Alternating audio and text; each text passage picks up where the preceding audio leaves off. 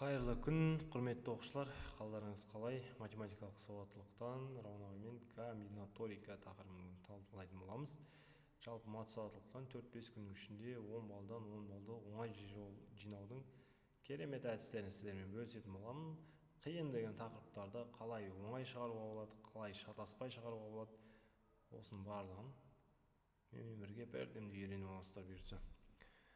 Оқушылардың қиналатын тақырыптардың көбінесе комбинаторика, геометриялық есептер, тағы да басқа қиын есептердің барлығын оңай жолмен шығарып үйрететін боламын. Ендеше бастайық сабағымызды. Комбинаторика. Бірінші сыныпта 4 оқушы бар дейді бірінші есепе. Мөлдір, Рамазан, Бибігүл, Дидар. Екі кезекшіні неше тәсілмен тағайындауға болады дейді. Қараймыз, бізде көпшілік оқушылар қателесіп жатады бізде. Қандай формуламен шығарамыз деп. Мына жерде екі кезекшіні, кезекші, яғни бізде дәрежесі бірдей адамдар таңдалады. Бірінші қай кезекшіні таңдаса да бізде разница жоқ. Сол кезде біз терудің формуласымен осыны шығарады екенбіз. Терудің. Бұл жердегі n дегеніміз бұл жалпы мәні. Жалпы m дегеніміз бізде қажетті. Кеттік. n дегеніміз бізде жалпы 4 оқушы бар. Бізден екі кезекшіні таңдау керек. Факториалды білеміз ғой, факториал дегеніміз бірден бастап сол санға дейінгі сандардың көбейтіндісі. Мысалға мына жерде 5-тің факториалы десек, бірден бастап 5-ке дейінгі сандардың көбейтіндісі. 1 көбейтілген 2, көбейтілген 3, көбейтілген 4, көбейтілген 5. 1-ге 2-ні көбейтеміз 2, оған 3-ті көбейтеміз 6, 6 жерде 4, 24, 24 5-ке көбейтсек 120 болады екен.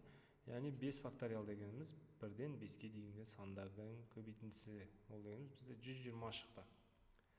Жақсы түсінген болсақ, n факториал бізде n дегеніміз жалпы мәні 4-тің факториалы. n факториал дегеніміз n бізде қажетті мәні 2 және 4 азайтылған 2-нің факториалы. Кеттік, 4-тің факториалы дегеніміз 1 көбейтілген 2 көбейтілген 3 көбейтілген 4. 2 факториал дегеніміз 1 көбейтілген 2 ол 2 болады. 4-тен 2-ні алсақ 2, 2-нің факториалы. 2 қысқаратын сандар қысқарып түсеміз. Мұнда 2 мен 2 жойылады, 2 мен 4 жойылады, 2-ке қысқарып кетеді. Сонда 1-ге 3-ті көбейтсек 3, 3-ке 2-ні көбейтсек 6. Демек бізде 4 оқуштан 2 кезекшіні 6 тәсілмен тағайындап алады екенбіз. Түсінікті ғой? Бұлай жазылумен де шығарып кетсек болады жаңағыдай. Мөлдір, Рамазан, Бибігүл, Дидар деген оқушылар. Бірінші мөлдір болады, мөлдір мен Рамазан, мөлдір мен Бибігүл, мөлдір мен Дидар. Енді Рамазан мен мөлдір болып қойды, Рамазан мен Бибігүл, Рамазан мен Дидар.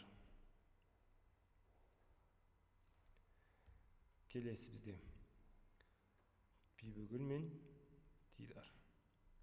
3, 4, 5, 6 жолы бар екен. Кеттік, енді 25 оқушыдан 4 кезекшіні таңдап алудың қанша әдісі бар екенін сұрап тұр бізде. 4 кезекші, яғни біздегі должностьтар бірдей. Терумен шығарамыз ондай есептерді. S, n және n дегеніміз жалпы мәні. 25-тің факториалы. Мына жаққа 4-тің факториалы. 25 азайтылған 4-тің факториалы. Кеттік, 4 факториалды ашып жазылайық. 1 көбейтілген 2, көбейтілген 3, көбейтілген 4, көбейтілген 25-тен 4 алсақ 21-дің факториалы. 25 факториал дегеніміз 25-ке дейінгі сандардың көбейтіндісі бірден бастап. Бұлай жазсақ болады. 21 факториал көбейтілген 22, көбейтілген 23, көбейтілген 24, көбейтілген 25. 21 факториал ма, 21 факториал қысқарту үшін жаздық. Қысқартайық. 2 мен 22-ні қысқартамыз, мұнда 11 болады. 4 пен 24 қысқартайық, мұнда жерде 6 болады. 6 мен 3 қысқаратын, мұнда 2 болады. Нәтижесінде 2-ке 11-ді көбейтіп жазсақ, мұнда жерде 22 көбейтілген 23 көбейтілген 25. Бөлімінде ештеңе қалмады, 1 қалды бізде. Осылар 22 көбейтілген 23 көбейтілген 25-ті көбейтсек, бізде 12650 шығады екен. 12650. Біздің жауап. бізде орындары жаңағы должностар дейікші, должностары бірдей адамдарды таңдаған кезде терумен шығарамыз. Ал должностар әртүрлі болса, старостың көмекшісі, оқу секторы, спорт секторы десе басқа формамен шығарамыз. Оны алдағы уақытта айтатын боламын. Кеттік келесі. Сыныпта 20 оқушыдан 3 кезекшені неше әдіспен анықтауға болады? 3 кезекші, должностар бірдей. S, N мен M. Кеттік бізде 20 факториал, 3 факториал. 20-дан 3-ті сразу алып жаза берейік. 17 факториал. 17 факториал, 20-ны ашып жазайға, көбейтілген 18, көбейтілген 19, көбейтілген 20. Мына жерде 3 факториал 1, көбейтілген 2, көбейтілген 3 деп жазайық, көбейтілген 17 факториал. 17 факториал қысқартайық. 2 мен 20-ны қысқартамыз, мұнда 10 болады. 3 мен 18 қысқартайық, мұнда 6 болады. Сонда бізде 6 көбейтілген 19, көбейтілген 10, бөлінген 1. Бізде 1140 шығады екен бұл жерде. 1140. Барлықтарыңыз есептеңіздер, менімен бірге есептеп отырыңыздар. Дұрыс болса, тишқа қойып кетеміз. Кеттік. Бізде 4 оқушы беріпті. Мадияр, Бану, Раяна және Дидар. Осы оқушылардан староста және кезекшіні тағайындау керек. Бізде староста және кезекші. Түсініп тұрсыздар ғой? Бізде должностары әртүрлі. Бірінші старостаны таңдаймыз, одан кейін кезекшіні таңдаймыз. Бұл жерде біз орналастырулармен шығарады екенбіз. Жазып алайық. Орналастыру. Оның формуласы А, N-нен M тең N факториал. Мына жақта N минус N факториал.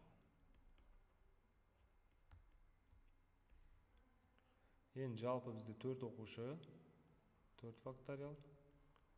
N-нен M 4-тен 2-ні алып тастаймыз. Староста мен кезекшінің таңдаймында 2 факториал. 2 факториал көбейтілген 3, көбейтілген 4 деп жазуға бола ма? Болады. 2 факториал. Қысқаратындар қысқарып кетеді. Сонда бізде жауабы 12 шығады. Немесе дәл осындай есептерді бізде көбейту ережесімен шығаруға болады. Көбейту ережесімен деген кезде мына жерде бізде 4 оқушы ғой, 4 оқушы. Одан кейін бізде староста және кезекшіні таңдау керек қой. Яғни мына жерде 1 болады, мында 2. 4 көбейтілген 3 деп шығарса болады екен. 12. Староста және көмекшіні тағыдан немесе староста, кезекші және оқу секторы деп тағы да жазылса, 4 көбейтілген 3 көбейтілген 2 дейміз. Неге? Өйткені оқу секторы қосылады. Тағы да 2-ге көбейтуге тура келеді. Орналастырудың формуласын жазып алыңыздар. Кеттік келесі. Фирмада 9 жұмысшы бар.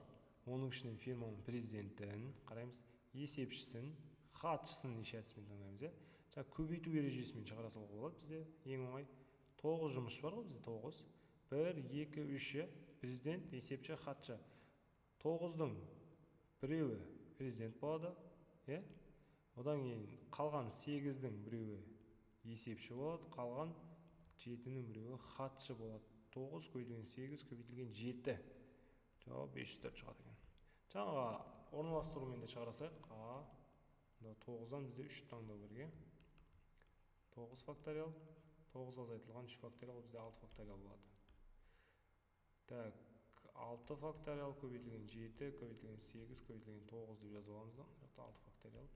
Мынау қысқарады. 7, 8, 9 қанша болды бізде? 504 болды. Осындай 2 әдіспен шығарсақ болады екен. Мына жерде орналастырулар бізде орындары, должностары әртүрлі адамдар кездескен кезде осылай шығарамыз. Бірақ ең оңай әдісі көбейту әдісі. Мына бірінші әдіс бізде, мына екінші әдіс. Түсінікті болды ма осыған дейін? Жазып алыңыздар. Енді шатаспайтын болдық деп сенейін сіздерге. Қорапта 7 алма бар. Мағжан 2 алманы неше әдіспен таңдап алады дейді. Бізде алма 2 алма, бізде сен 1 алма деп отқан жағы.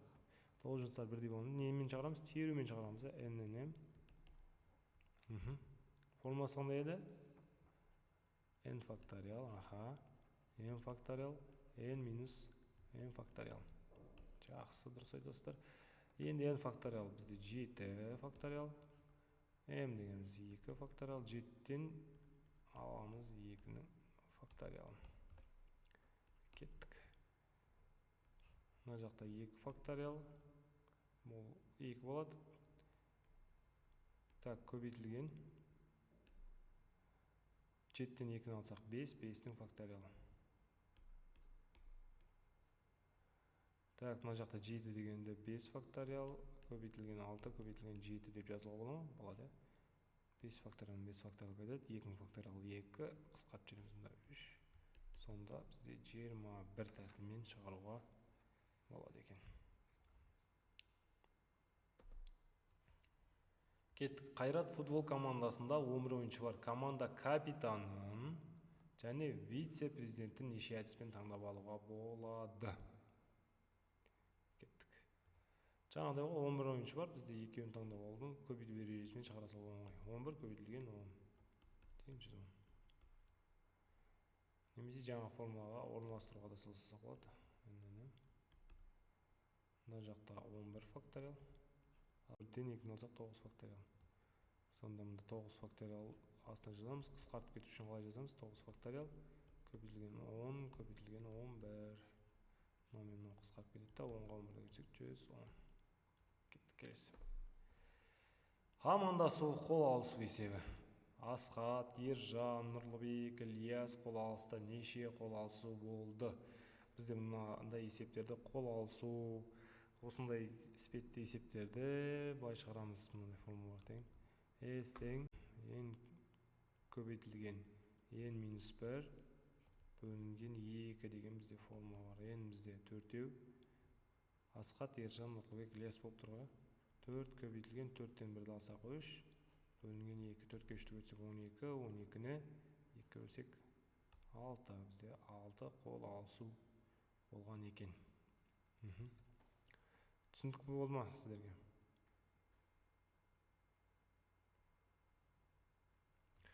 Немесе былай шығарсақ болады. Асхат Ержанмен қол алысты, Нұрлыбекпен қол алысты және Ильяспен қол алысты. Қанша қол алысты?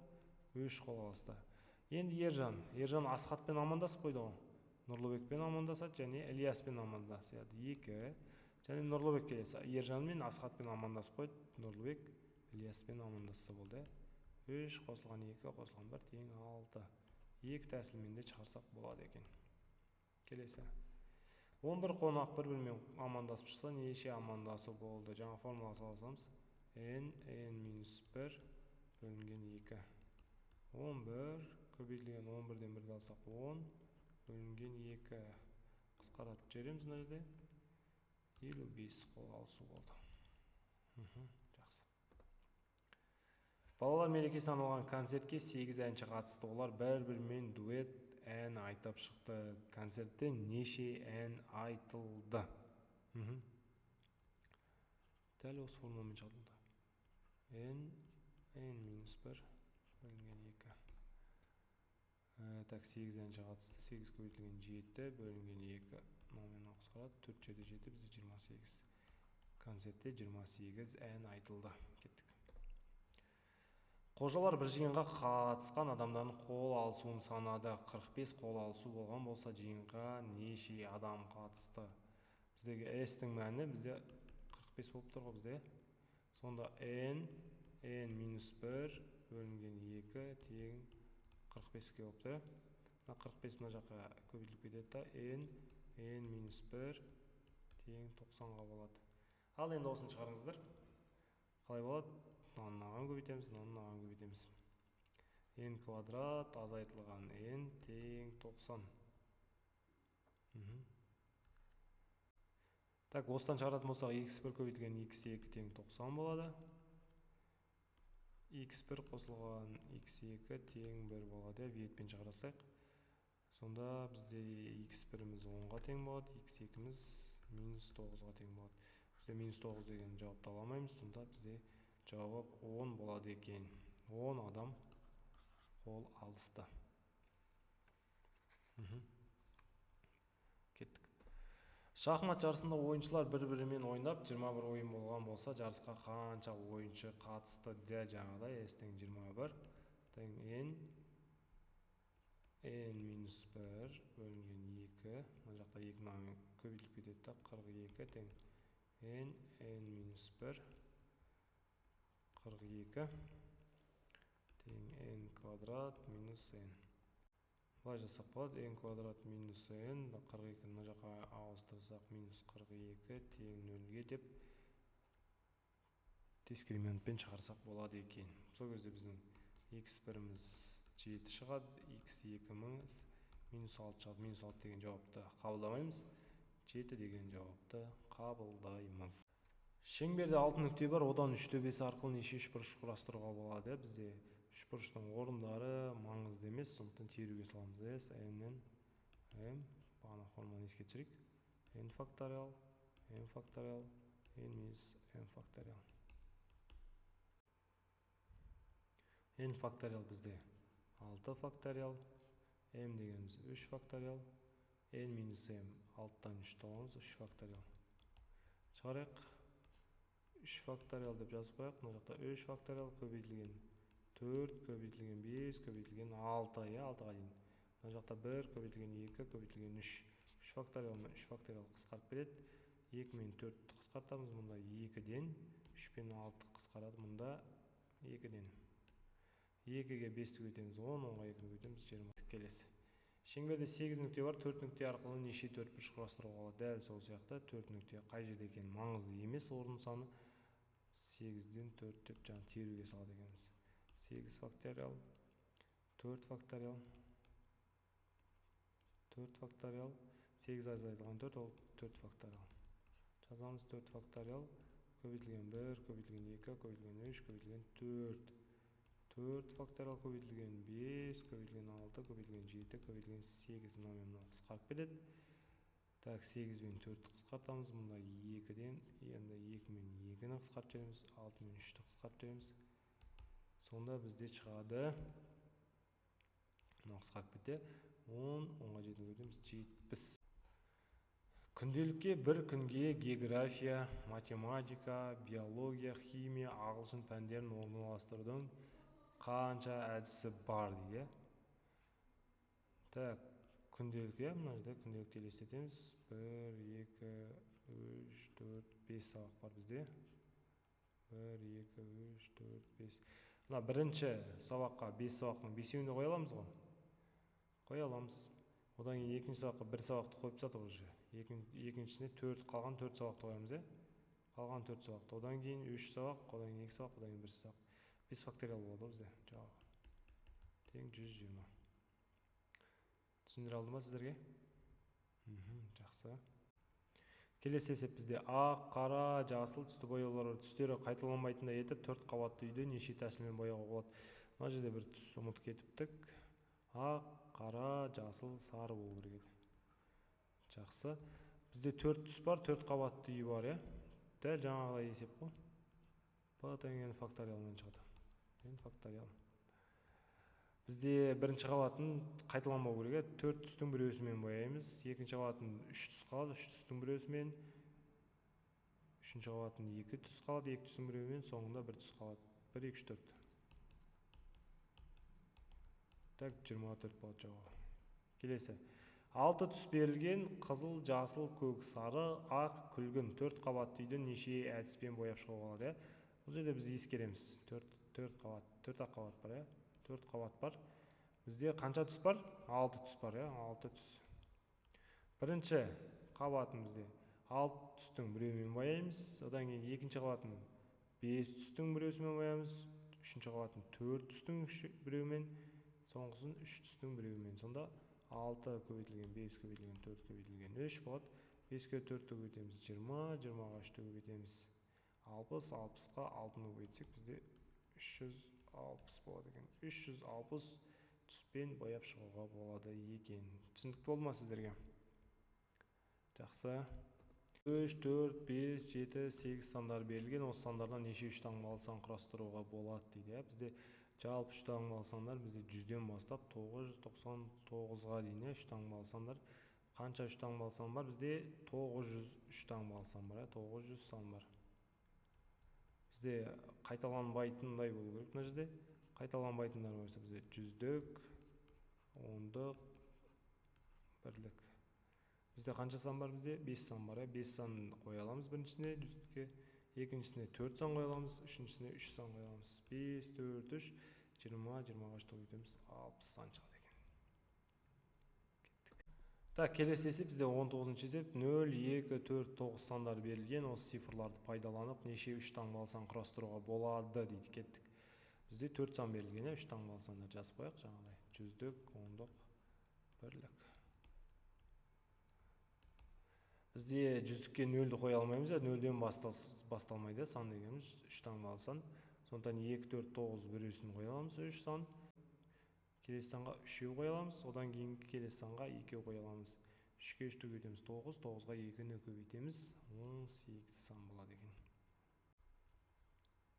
Көрші тұрған цифрлар әртүрлі, неше 3 таңбалы сан бар дейді.